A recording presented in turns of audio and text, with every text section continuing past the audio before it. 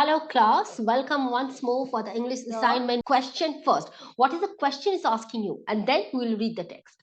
So the question is asking us, based on the text, both skies in text 1 and scholars in text 2 would most likely agree with which test statement. So you already know for cross-check connections questions, agreement or disagreement. Most of the time these questions come. So we are looking for both text 1 and text 2 most likely agree. So we have to find the choice where both the scholars have agreed. So let us read it text 1. In 1916, H. Dugdale Sky's disputed claims that the Two Noble Kings man was co-authored by William Shakespeare and John Fletcher. So he claimed something that this novel, Two Noble Kingsmen, was co-authored, means together they authored. One was William Shakespeare, another one was John Fletcher. Skies felt Fletcher's contribution to play were obvious. Fletcher had a distinct style in his other plays. So what Sky felt about Fletcher is that his choice was obvious.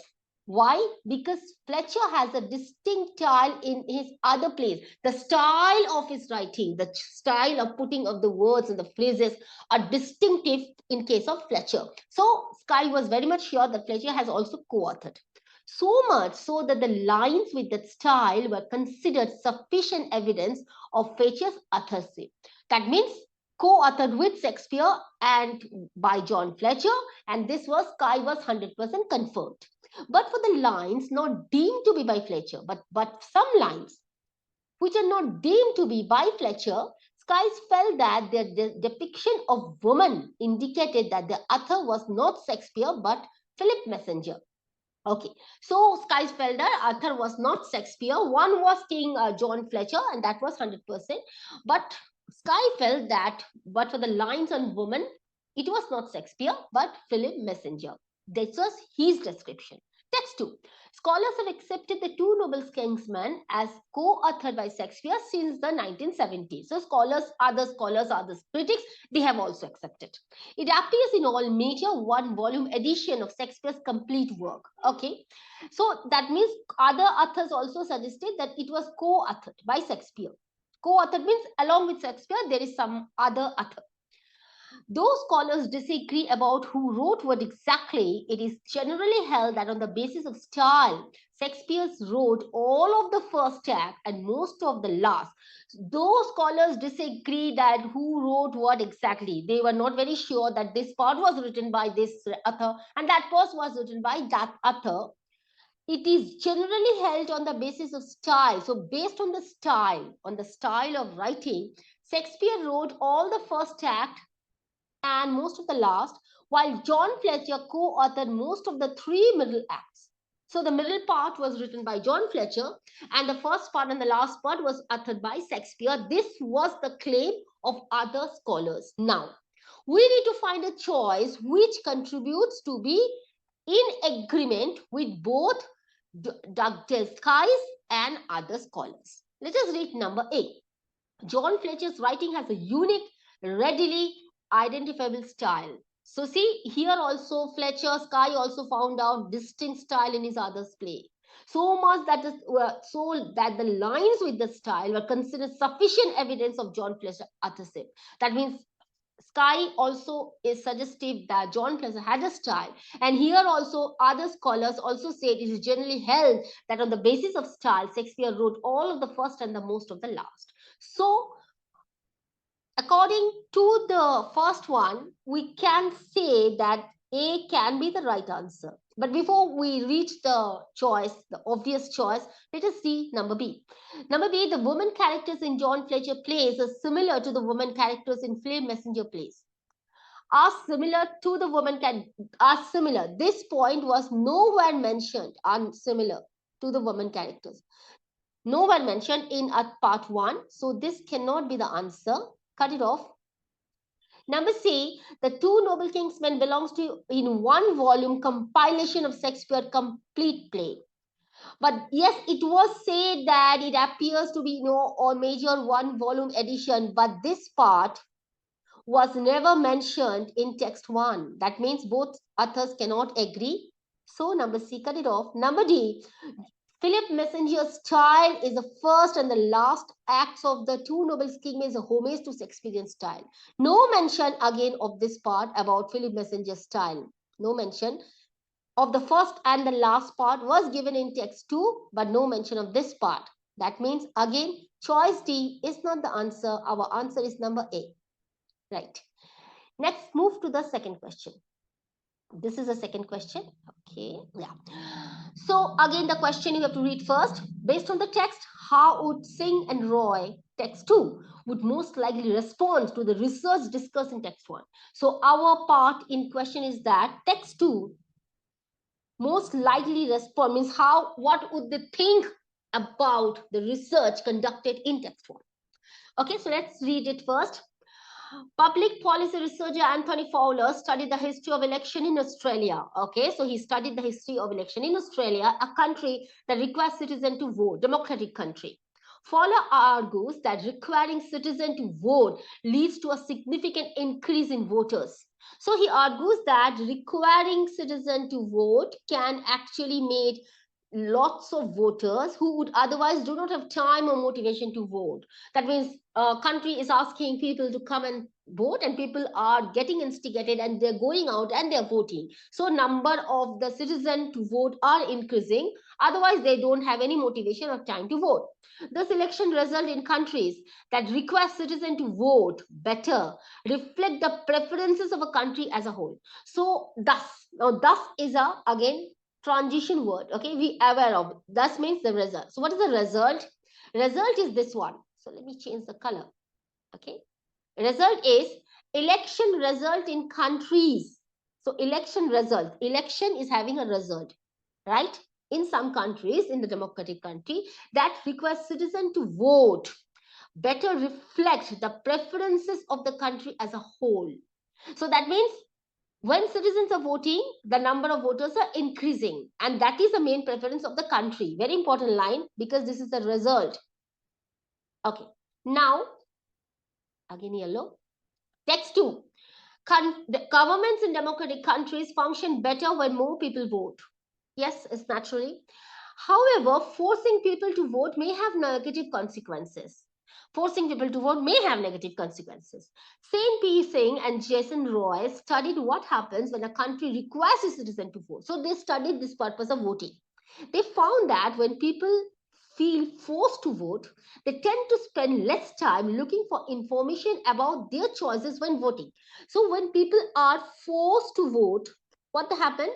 They took very less time about the information about their choices. That means they actually don't have any preferences.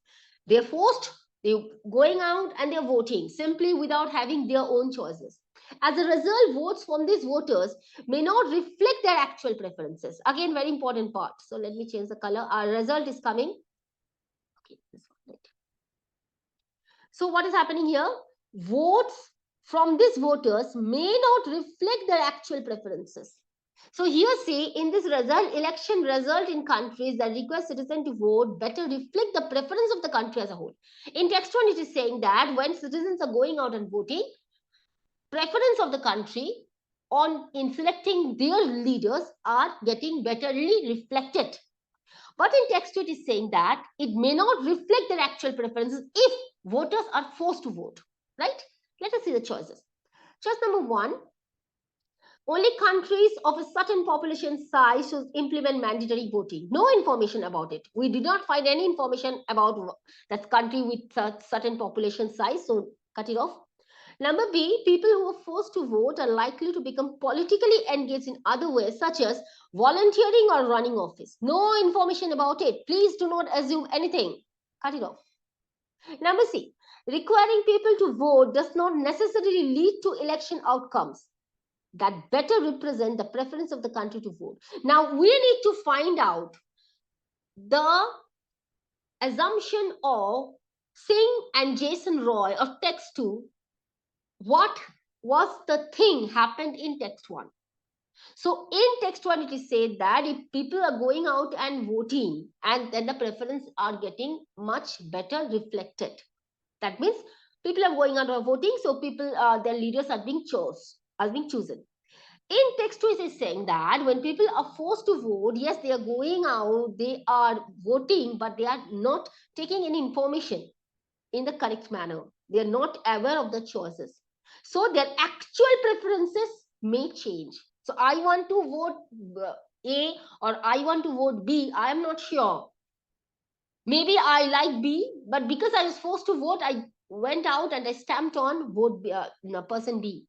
So my preferences changes. So see, requiring people to vote does not necessarily lead to election outcomes. And that was it was said here. May not reflect their actual preferences. Lead to election outcomes that better represent the preference of a country as a whole. Here, that better reflect the preference as a country as a whole. Since people are not much interested in voting if they're being forced, that means the preference of the country of a vote or the preference of a country as a whole can change because people are not interested. So number C is most probably the answer. Let's say number D, countries that require voting must also make the process of voting easier for the citizen. Again, no information about it. So cut it off. Our only choice is number C. Next. Okay. Now this part, okay, is a harder one. Okay. Let's see. Getting the meaning of this part is really important. What is happening? Let's see here. Text 1. Growth in the use of novel nanohybrids material created from the conjugation of the multiple distinct nanomaterials such as iron oxide and gold. Nanomaterials conjugated for use in magnetic imaging has outspaced studies of hybrids environmental risk. So what are nanomaterials? First of all, I'll give you a very easy example. Check out here. Now see, suppose I have two items with me. This is a Play-Doh and this is a Lego. Let us consider this Play-Doh and this Lego as nanomaterials. Okay. So what is happening? I am here conjugating. I am here conjugating means mixing together. And I am creating nanohybrids. Let's create, this is a nanohybrids. So clear? I have two items, both are nanomaterials like the Play-Doh and the Lego. I am mixing them together, okay, like iron oxide and gold, and I am creating nanohybrids. Now, what is the context of the thing over here? So they are saying that from the conjugation means for mixing of different distinct nanomaterials. So you're mixing different distinct nanomaterials such as iron oxide and gold. Nanomaterials conjugated for use in magnetic imaging has outspaced studies of nanohybrids in environmental risk. So whenever it is happening in a magnetic way, that means this type of thing can have some potential risk. Okay. Unfortunately, risk evaluation based on nanohybrids constituent are not reliable. The first part is saying risk evaluation. So when you are creating a nanohybrid, mixing two nanomaterials, this type of things, nanohybrids, when the risk is being evaluated, they are not very reliable. Conjugation may alter constituent physiochemical properties. So this mixing can alter physiochemical properties of this Play-Doh and the Lego. They can alter, they can change such the innocuous nanomaterial. Innocuous means harmless nanomaterial form a nanohybrid. Okay, so they can alter the chemical properties of the nanomaterials and they are forming what? A nanohybrid. That is nothing but. So here they are putting a word harmless. Okay, innocuous means harmless. Okay, harmless. They're saying nanomaterials, harmless nanomaterials form a nanohybrid. But only after mixing them together, that is nothing but. There is a transition word here, but. That means although it's not reliable, the risk factors are not very reliable, the constituent of nanohybrids. And when we are mixing it together, they are forming from some harmless nanomaterials to form a nanohybrid. It is very unsure that whether it remain harmless or not. That is what is said here. But text 2. The potential for enhanced toxicity of nanohybrids relative to the toxicity of constituent nanomaterials have deserve attention. but the effects of nanomaterial conjugation may vary.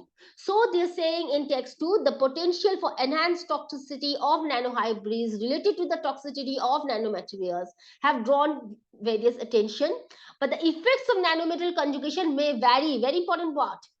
So in text 2, it is saying that, it is saying that although harmless nanomaterial forming nanohybrid that can become harmful, okay, that is anything but that will become harmful gradually, although the nanomaterials are harmless, when they are forming nanohybrid they can become harmful.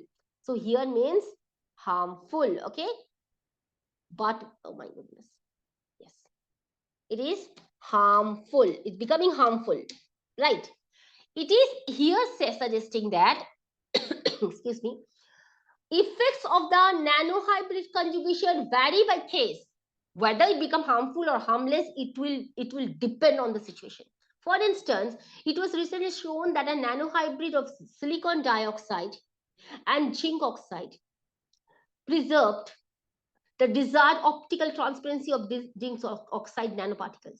Preserve the desired optical transparency of zinc properties nanoparticles while mitigating the nanoparticles' potential to damage DNA.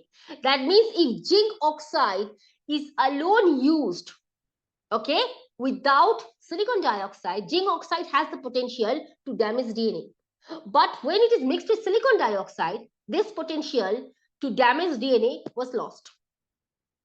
So, forming a nanohybrid from two nanomaterials, whether the risks are potentially harmful or not, it depends on the materials being used. That's what's said here. Based on the text, how the author of text 2 most likely respond to the assertion in the underlying portion of text 1. So this is the underlying portion. And how they, text 2, how they are going to respond. Let's see. Okay. So see, by conquering that the risk described in text 1 should be evaluated, okay, but emphasizing that the risk is more than offset by potential benefits of nanomaterial conjugation. Risk in text 1 should be evaluated. Okay, they have never said that it should be evaluated in text 2. They never thought of it. Okay, it was not mentioned in the text that the risk in text 1 must be evaluated. They never thought. Text 2 never thought. But emphasizing the risk is more than offset by the potential benefits of nanomaterial conjugation. Yes, this point is mentioned, but whether it should be evaluated or not, it was not mentioned. So this is not the right answer.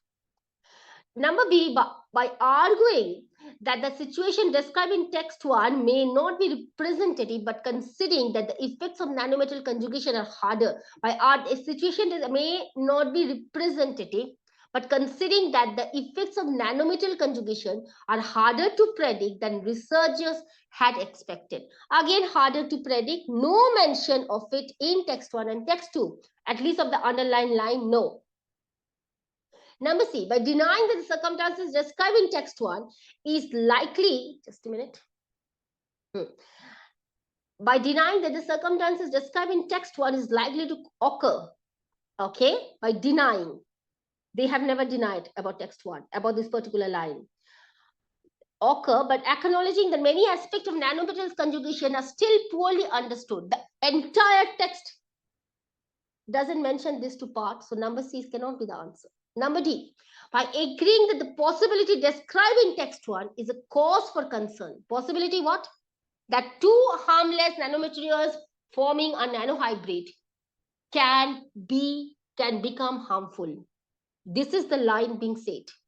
So by agreeing that the possibility described in text 1 is a cause for concern, yes, part 1 is correct. But pointing out that nanomaterial conjugation may not inevitably produce that result. And this was said that zinc oxide, silicon oxide mixing up, zinc oxide has the potential to harm DNA. But when it is mixing up together, this harmfulness potential of zinc oxide is getting deterred. So yes, number D is the answer.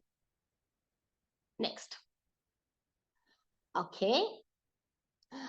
Africa's Sahara region, once a lost ecosystem, began to dry out 8,000 years ago. A change in Earth's orbit, the affected climate has been posited as a cause of desertification, but archaeologist David Wright has also attributed the shift to Neolithic people.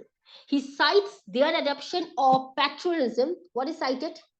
Adoption of pastoralism as a factor in the region drying out. The pastoralist livestock depleted vegetation, prompting the events that created Sahara Desert. So what he suggested, the Neo-Catholic people, they adopted pastoralism, and because of this, vegetation got depleted. This is in part 1. Text 2, research by Chris B. et al. Challenges the idea. Now he challenges the idea that Neolithic people contributed to Sahara's desertification. That he said that no, Neolithic people did not contribute it. Using a climate vegetation model, the team conducted that the end of the region's humid period occurred 500 years earlier than the previous early assumed. Here he mentioned 8,000 years ago. Here it is saying only 500 years. Okay, changing. The timing suggests that Neolithic people didn't excavate as aridity in the region.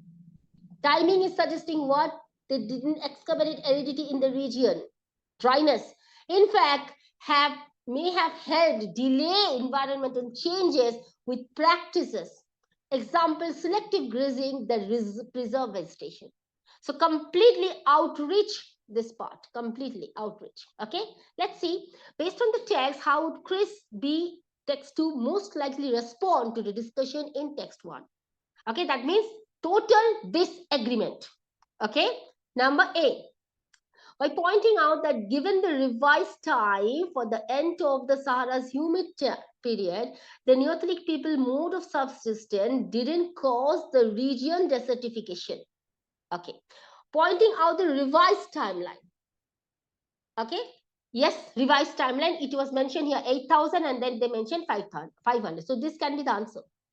Number B, by claiming that pastoralism was only one of the many behaviors that Neolithic people took part in that may have contributed to the Sahara's changing climate. No, he never claimed it. Never claimed it. Cut it off. Number C, by insisting that pastoralism can have both beneficial and deleterious effects on a region's vegetation and climate. No, text 2 never claimed it, only text 1 claimed it. By number D, by asserting that the more research needs to be conducted into factors that likely contributed to the desertification of the Sahara region. They never mentioned about more research. So no, number A is the answer. Now, task 1. This is an easy part. Question is based on the text. Both others most likely agree. Again, agreement, okay? Dance choreographer Alvin L.A. Deep's admiration for jazz music can most clearly be felt in the rhythms and beats his work was set to. Ali collaborated with some of the greatest jazz legends like Charles Mingus, Charlie Parker, and perhaps his favorite Duke Ellington. With his choice of music, Ali helped bring jazz to life for the audience. So he actually collaborated with many greatest jazz legends, and choice of music, he brings jazz to audience. Text 2. Jazz is present throughout Ali's work. Very important part. But is most visible in Ali's approach to choreography. Ali often incorporated improvisation, a signature characteristic of jazz music. In his work, improvisation, okay? Signature characteristic. When managing his dance company, Ali really forced his dancers to be on exact set of specific moves. So he never forced. Instead, he encourages dancer to let their own skill and experience save their performances as jazz musicians do. So everything what Ali did formed on jazz. Agreement, both text. Number A, dancers who worked with Ali greatly appreciated his supportive approach as a choreographer. No mention whether dancers greatly appreciated or not, cut it off. Ali's work was strongly influenced by jazz. Both the texts are suggesting the same thing. Let us keep number B in hand. Number C, audiences were mostly unfamiliar with the jazz music in Ali's work. Totally unrelated information, nothing given.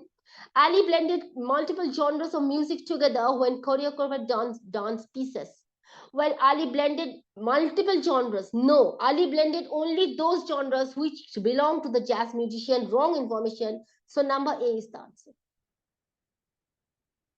Now, this is another one. Okay. So let us read the question first. Based on the text, Ferrell's team and the author of text 2, so text 1 and text 2, most likely agree with which statement? Excuse me. Text 1. Microbes are tiny organisms in the soil, water, and air all around us. They thrive even in very harsh conditions. That's why Noah Ferrer and his colleague were surprised when soil samples they collected from an extremely cold, dry area, very important point. So, soil samples collected from extremely cold, dry area in Antarctica didn't seem to contain any life. So, no microbes over there.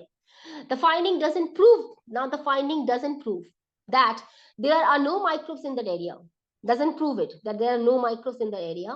But the team says that it does suggest that the environment severely restrict micro survival. So they collected some soil, and they couldn't find any microbes in Antarctica. And then they said that environments may affect the microbe survival in the particular area.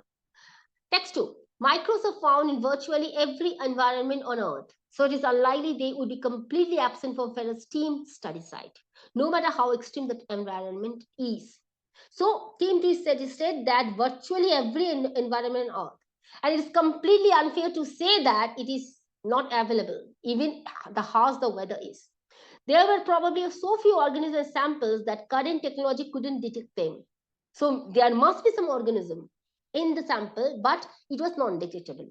But since a spoonful of typical soil elsewhere might contain billions of microbes, the presence of so few in the Antarctic soil would show how challenging the conditions are. So here, see the last line they are saying that temperature in Antarctica is actually not allowing to thrive the microbes. And here it is saying sample will show how challenging the condition are. Billions of microbes you can find in a spoonful of soil, but in a mold of soil, samples of microbes are not available. That means extremely challenging situation, the weather. Agree. Okay. Most microbes are better able to survive in environment with extremely dry condition than in environment harsh condition. Never mentioned about harsh temperature. Only dry temperature mentioned, so just cut it off. Okay. A much higher number of microbes would probably be found if another sample of soil were taken from Antarctic study site. Yes, this was mentioned in text 2, that billions, maybe. But this is again hypothetical. Nothing of such things were mentioned in text 1, so cut it off.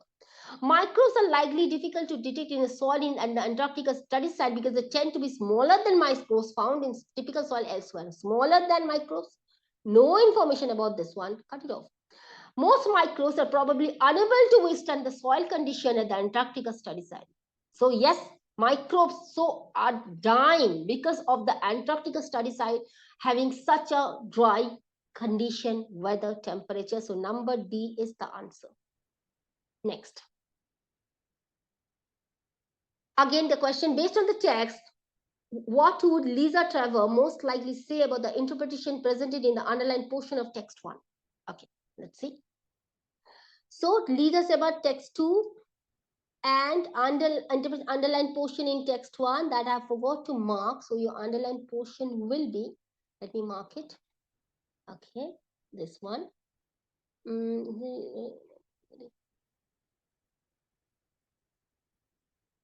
Yes, this one.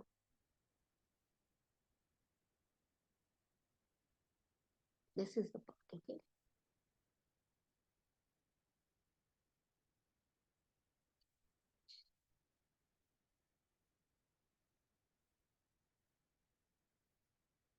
This is the underlined portion. Okay, so let us read first. So historians studied pre-Inca Peru have looked to ceramic vessel to understand daily life among the Mochi people. So ceramic vessel, you know the ceramic vessel, and this time to study about Mochi people. This molds made sculpture, present plants, animals, and human faces in a precise ways. So the molds are being made with plants, animals, and human faces. Vessels representing human faces are so detailed that scholars have interpreted facial marking to represent scars and other skin irregularities. So when they are depicting the human faces on the ceramic vessel, it was in so much detail. The scholars have actually found out some type of facial marking to represent sometimes scars or acne or any type of marking or any type of skin irregularities. This is the point. Some historians have even used this object to identify potential skin disease that may have afflicted people at that time. So looking at the vessel, some historians even try to analyze some type of potential skin diseases. Text 2.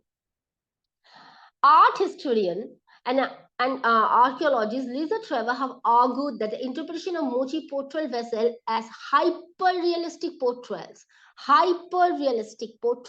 of identifiable people may inadvertently disregard the creativity of the object's creator. Okay, so what's to say that hyper-realistic portrayals? Hyper-realistic means what? You are creating some type of human faces depicting on a piece of paper and it has become hyper. That means you are actually not particularly referring to that particular person whom you are depicting in a piece of paper, but rather you are using your own creativity and putting it down. Hyper realistic. Mochi ceramic vessels, Trevor argues, are artwork in which sculptures could free their imagination. So, free their imagination. That means pictures are taken, type of profile was taken, but other details had been created by the sculpture on their own, using realistic objects and people around them as inspiration to explore more abstract context.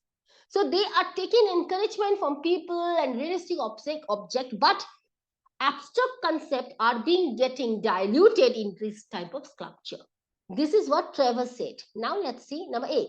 Depiction of human faces is significantly more realistic than description of plants and other animals are. Depiction of human faces is more realistic than the depiction of plants and other animals. Now, they have never tallied, Trevor had never spoken about any of these things, plants and animals, okay? We are looking at this part. They are saying, text 1 is saying that whatever the thing is, human faces are so detailed that even skin disease could be analyzed, apart from scars. Here, Trevor is rejecting this claim and saying that the artists have put down his innovative technique, not the actual person that he was representing on the ceramic vessel. So, impossible, number A. Number B, it is likely that some depiction of human faces with extensive marking are intended to portray some historical individuals. No such mention of historical individual. Cut it off. Number C, some vessels may have been damaged during their excavation. Again, no mention, and that's provided in no mention. Number 4, markings on depiction of human faces are not necessarily intended to portray particular details about the physical appearance of individual, and that word Trevor said it, hyper realistic portrayal. So number D is the answer. Okay, so here we are checking it out. 3 more questions left out that will be concluding in the class itself. Till then, bye bye.